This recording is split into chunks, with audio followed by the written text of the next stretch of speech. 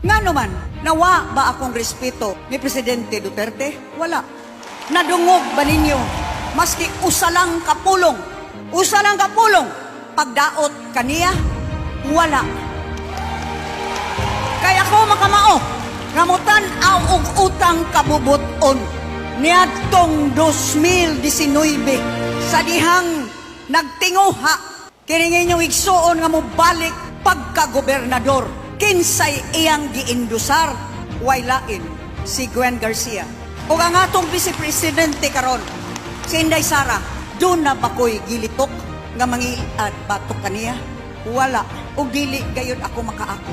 Tungod kay, lagi niadtong 2019, iya usab akong giindusar. Ili ni kabahin kung kinsay loyal ni President Duterte o kinsay loyal ni President Marcos kay wa man mudagan ning silang duha.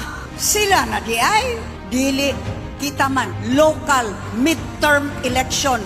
Kung kita mosuporta ning kasamtamang administrasyon, awayo na ta kitang tanan nanumpa that I will obey all laws, legal orders and decrees promulgated by the duly constituted authorities of the Republic of the Philippines.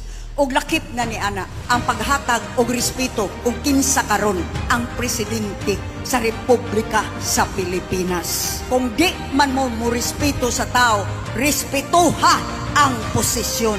Kung dawato nato na kita, mga Pilipino, ang tinguha nga mulambo kini atong nasod.